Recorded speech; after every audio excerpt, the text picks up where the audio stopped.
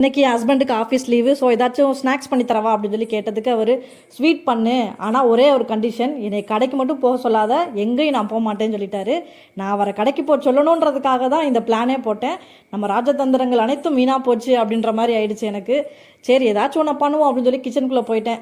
இருக்கிறதுலே கம்மியான பட்ஜெட்டில் ஏதாவது பண்ணணும் அப்படின்னா நம்மளுக்கு ஹல்வா தான் வந்து பெட்டராக இருக்கும். ஏன்னா கோதுமை மாவு, நெய், முந்திரி பருப்பு இருந்தால் போதும். மூணுமே வீட்டில் இருந்துச்சு. அப்புறம் என்ன, ஹல்வாவை கிண்ட ஆரம்பிச்சிட்டேன். வீட்டில் இருக்கிறதுலையே சின்ன டம்ளரை வந்து அளவாக எடுத்துக்கிட்டேன். ஒரு டம்ளர் கோதுமை மாவுக்கு 5 டம்ளர் தண்ணி ஊற்றி நல்லா கிண்டிட்டேன் கட்டி இல்லாமல்.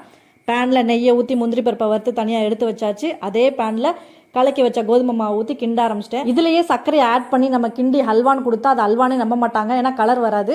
அதனால இன்னொரு பேனில் கொஞ்சோண்டு ஜீனியை சேர்த்து நல்லா கிண்டினவுடனே அது கேரமலைஸ் ஆகி நல்லா திக் கலரில் வந்துருச்சு. அதை இந்த கோதுமை மாவு கலவையில் நல்லா கலந்து விட்டுட்டேன். இந்த இனிப்பு பத்தாதுன்றனால அதே டம்ளரில் இன்னும் 2 டம்ளர் சர்க்கரையை சேர்த்துக்கிட்டேன்.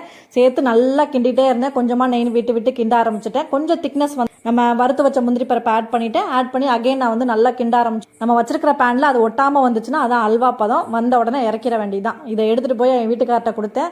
அவர் நல்லா ஜாலியாக சாப்பிட்டாரு. ஆனால் எனக்கு தான் நம்ம ஸ்நாக்ஸ் வாங்கலான்னு பார்த்தா நம்மளே ஸ்நாக்ஸ் செய்ய வச்சுட்டாங்க அப்படின்ற மாதிரி நான் சாப்பிட்டுட்டு இருந்தேன். இப்படி தான் இன்றைக்கி டே எனக்கு போச்சு. உங்களுக்கு எப்படி இருந்துச்சு அப்படின்றத கமெண்ட்டில் சொல்லுங்கள். இன்னொரு vlogல மீட் பண்ணுறேன். பாய் பட்டூஸ்.